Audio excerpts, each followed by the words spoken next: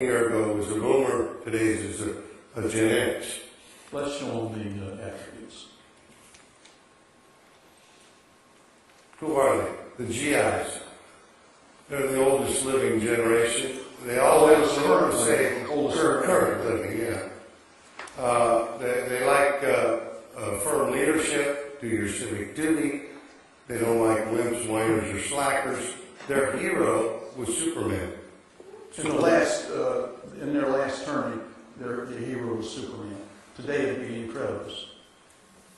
And this is a generation to look at closely because we're going to come back to this archetype. It's going to be important to you. They've been saving and sacrificing. They expect their economic reward to continue. They got their name General Issue, just like everybody else.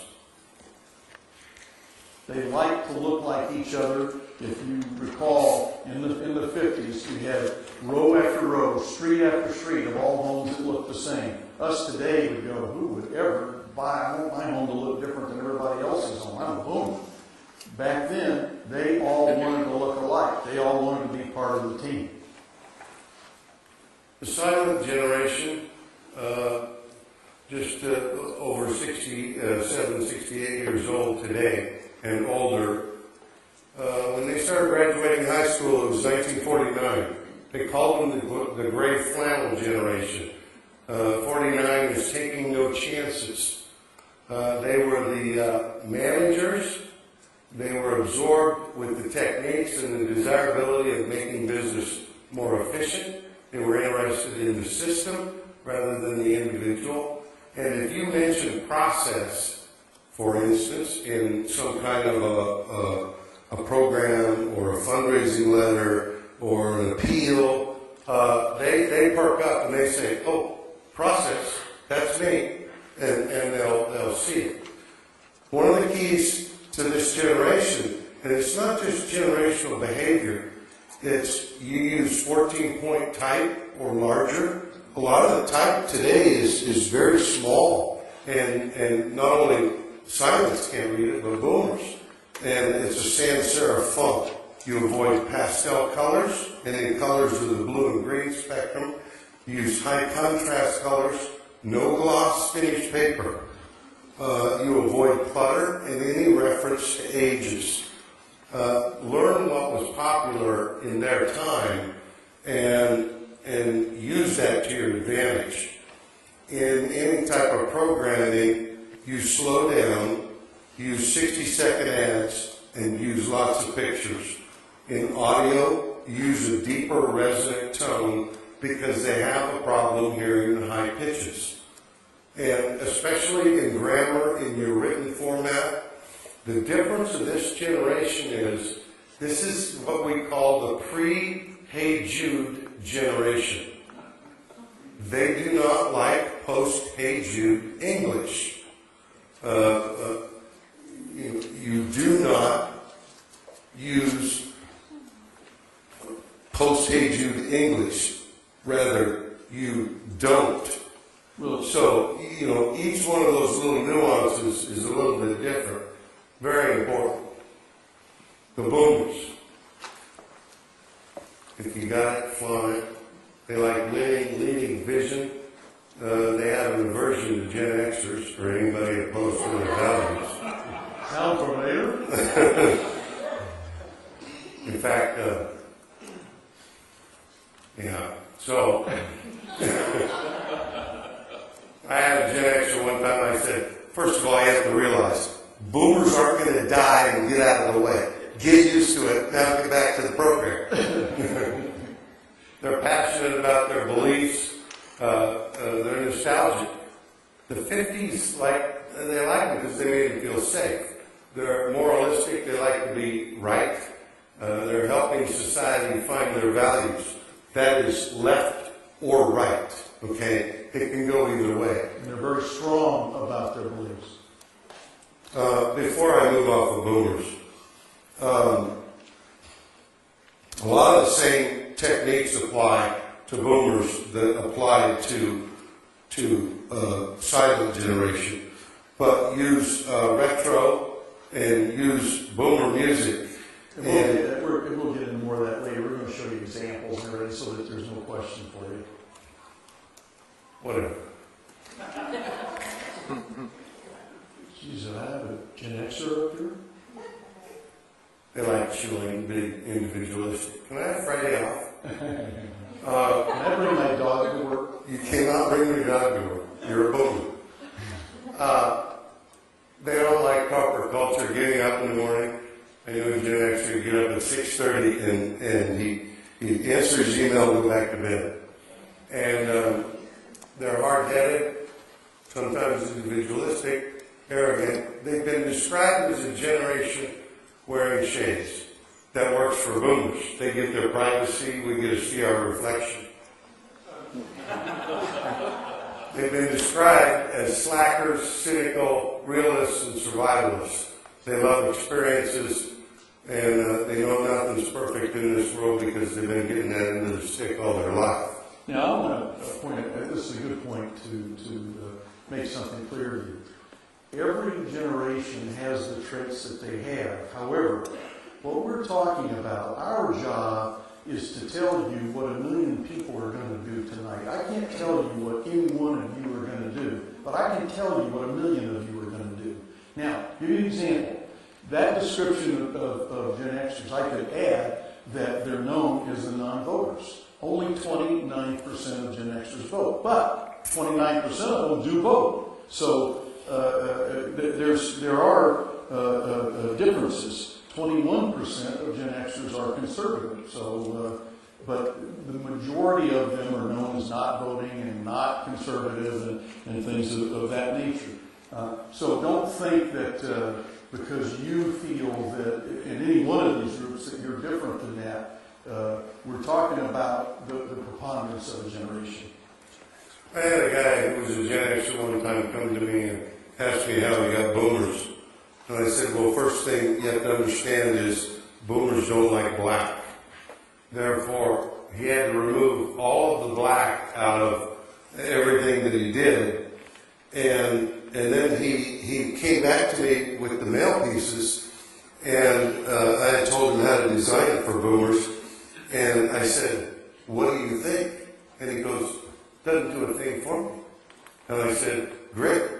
It'll be very successful. And as a matter of fact, it was hugely successful. So he was looking for boomers, but he was a Gen Xer, and he had a hard time connecting with how to attract Gen Xers. But he overcame his problem. Which we all have to do. That's right. We're going to be in this mess. That's right. If I were designing a piece of mail for a Gen Xer, I'd have to go to a Gen Xer, run it by him and say, what do you think? We'd have to use black. That's right. It'd have to be quick and snappy. Millennials, let's make the world a better place. This is the repeat of the GI generation. Okay? Family, community, technology, and boomers. They don't like dishonesty and unbalanced lifestyles. They're caring, honest, and optimistic. They're confident, and they have good reason to be. They're special. They have a sense of purpose. They may not necessarily know what their purpose is in life, but they know that they were born for something. They're sheltered. I mean, we shut down Aruba when Natalie Holloway was murdered down there. Okay? We'll do anything to get our millennial back. They're team-oriented, and they volunteer in teams. I saw that on the Halogen Network, as a matter of fact. They're conventional. Rules make life easier. These are the rules. This is what we do. They're pressure, which comes from within to excel, and I want to come back to that in a second. They're achieving and on track to be the best educated. They have respect for boomers, not necessarily Gen Xers, and some of the risk-taking the Gen Xers engage in, they do not approve of. They're filling the shoes of the GI generation. Now, Twitter was invented for millennials. Millennials want to keep in constant touch with their team. However you would define that team. They're a group of friends, they're office workers, but they work in teams and will for the rest of their lives. And they're really good at it, and they love total communications. If Team A member down there knows it, the last member of the team down there wants it to know it immediately. And that's where Twitter comes in, and that's why Twitter is the success today that it wouldn't have been if it was invented 10 or 15 years ago. You have to understand that technology does not shape generations. Generations shape technology to suit their needs. Okay? 2 baby boomers invented the internet for the CERN laboratory for the Hadron Collider. They said, hey, this is a great way that we can share data. The Gen Xer came along and says, no. It's a .com. We're going to do commerce.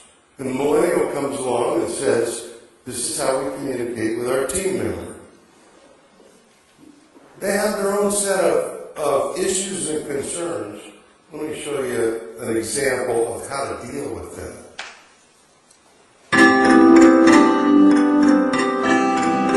Show me a smile and don't be unhappy. Can't remember when I last saw you laughing. If this world makes you crazy and you've taken all you can bear, you call me up because you know I'll be there. And I see your true colors shining through.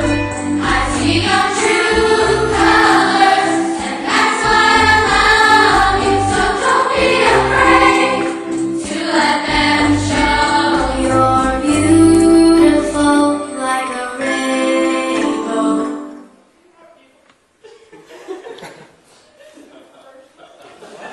That's how you communicate with the millennial. We're going to show you a lot more examples today, but that's the way you communicate with a millennial. They know who they are. They want you to remind them of who they are and that they're capable. Go ahead, Ron. The first thing that you need, that we're really revealing to you today is what we're about to talk about right now, and that is the bimodal audience. The bimodal audience happens once every 40 years.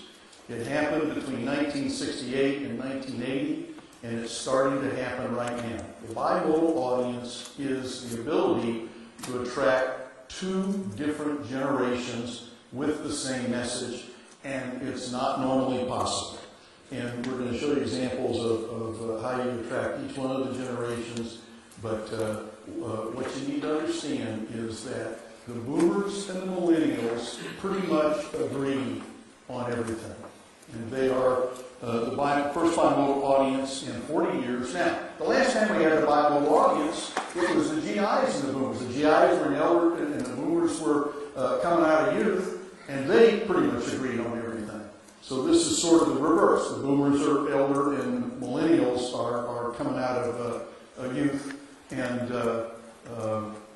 so if we have a bimodal audience, we just saw how to communicate with the millennial. And I can tell with the millennials in here, we communicate. So now I want to show you how you communicate with the bimodal audience.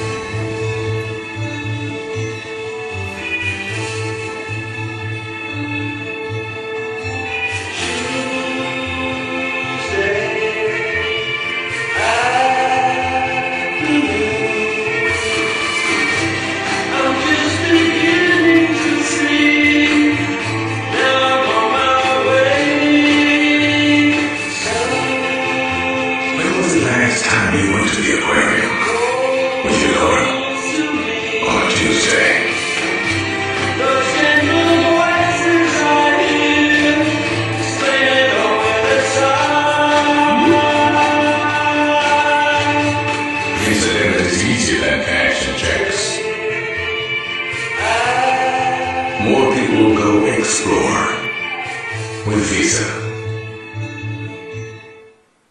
You show this to boomers and millennials, and they all go like, and here they are, 2 different generations, very far apart, and they click together on that sort of stuff. Now, those of you that sell advertising to ad agencies, you're going to have a problem selling to bimodal audience.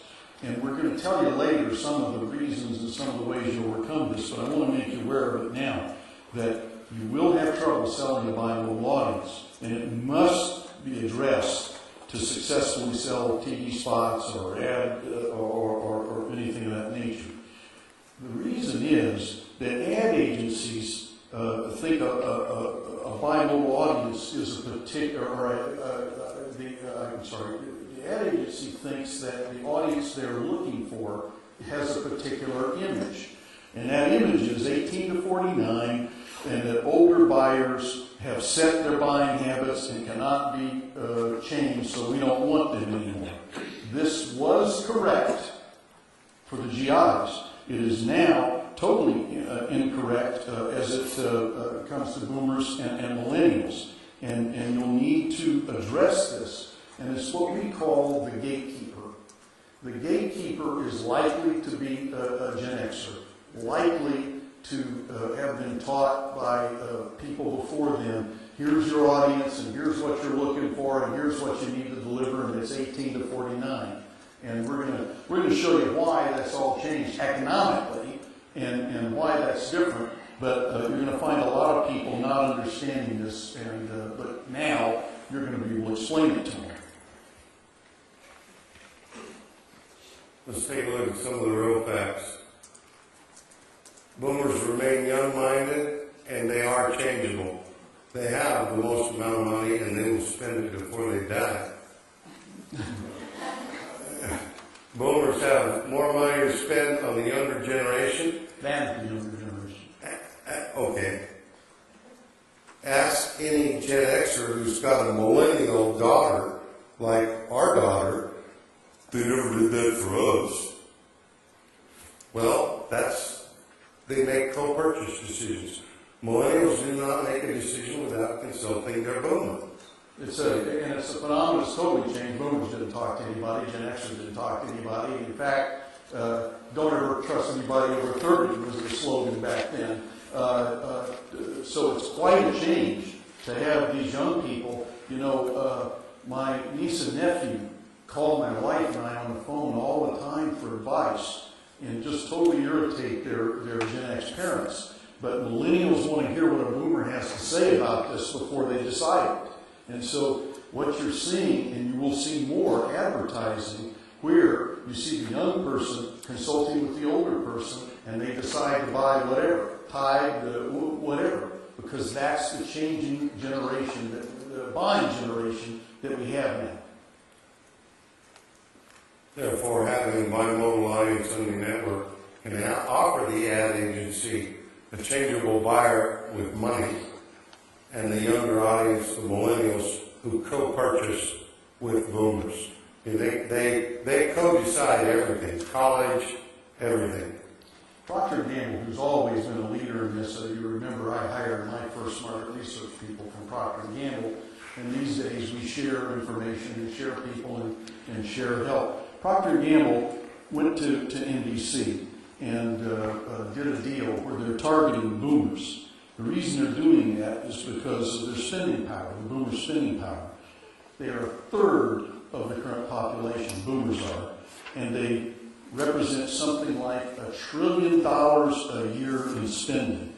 And they're very involved and very engaged and very changeable. And whereas you couldn't have sold a sports car to a person in their 50s or 60s as a GI, you can do that easily with a boomer.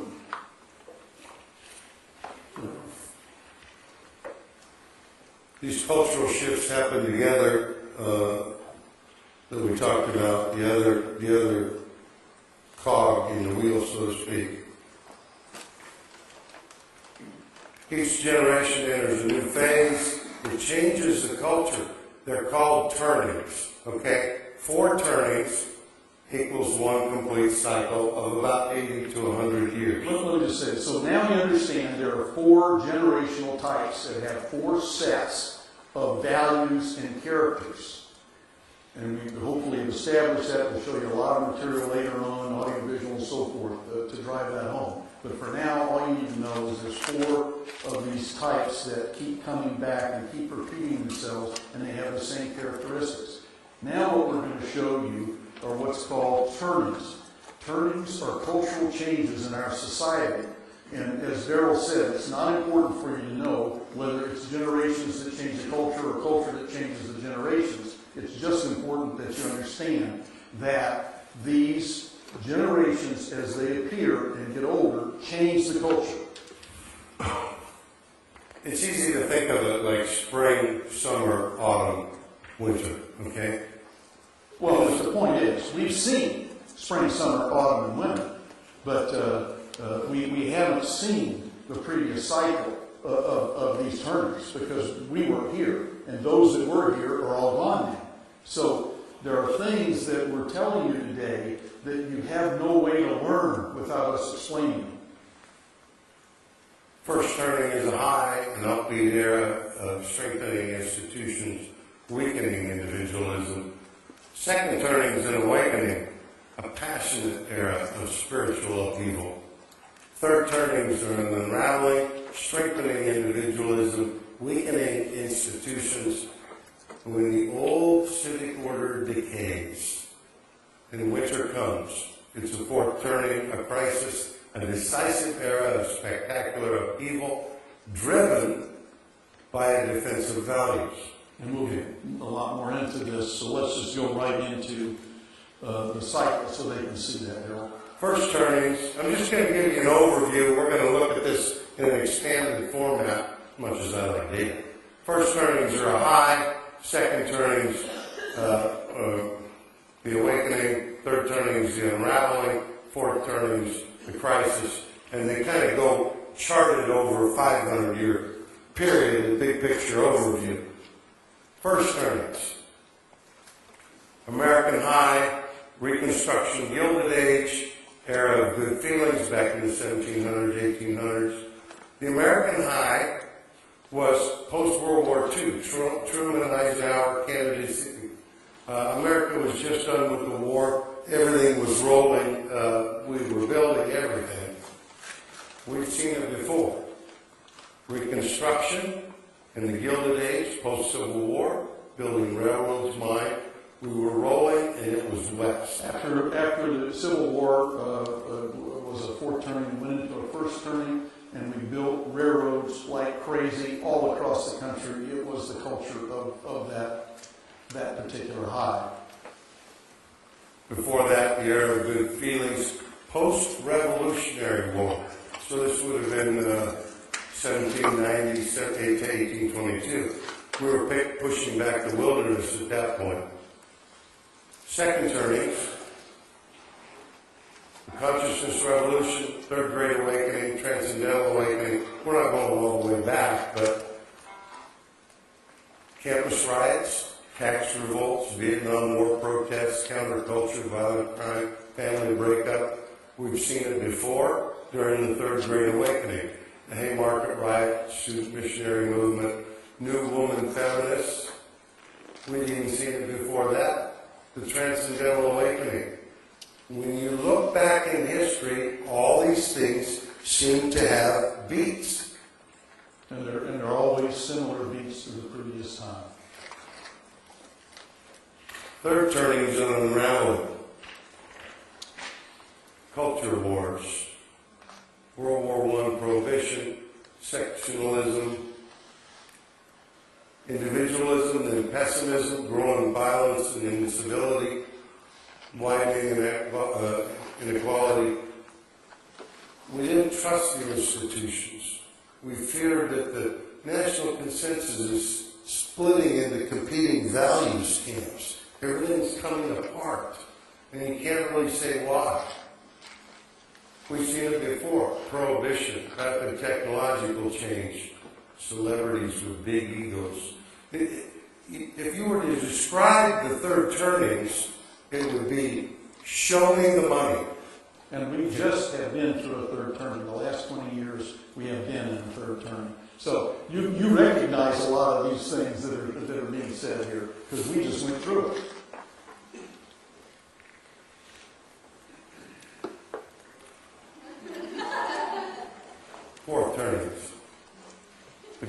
Depression. World War II began with Black Tuesday.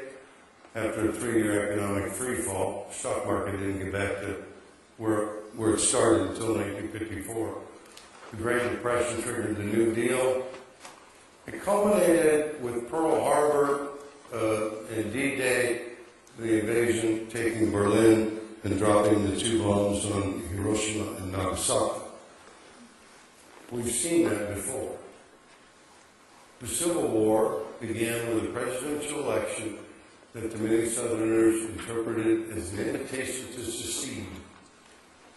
We had all the things happen during the Civil War and America's bloody forthcoming end. A couple of things that we need to know about this, because we just said, and you're by the end of this presentation, you'll probably believe, hopefully, we are about to enter, or are entering, a fourth term right now. Therefore, pretty important for us to know an awful lot about a fourth term. And the first thing that I want to show you about a fourth term is look at the names that were given by the historians at the time of these occurrences. War of the Roses, Armada Crisis, Glorious Revolution, American Revolution, Civil War, Great Depression, and World War. Does that tell you that a fourth turning is a crisis?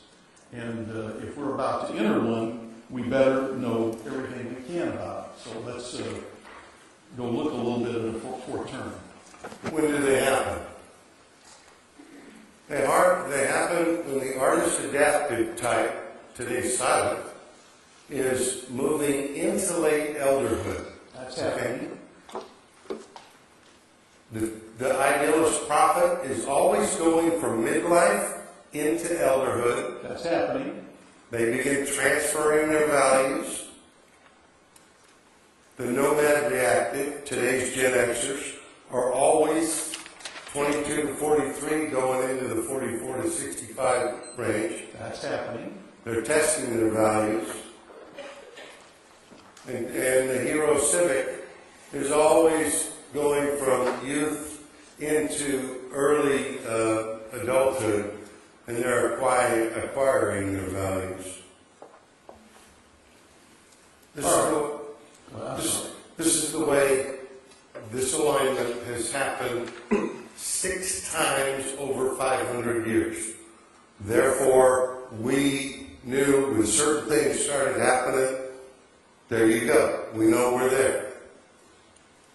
So, just to recap, we know there's 4 different generational types: hero, artist, prophet, and nomad, currently known as GIs or millennials, silence boomers, or Gen Xers.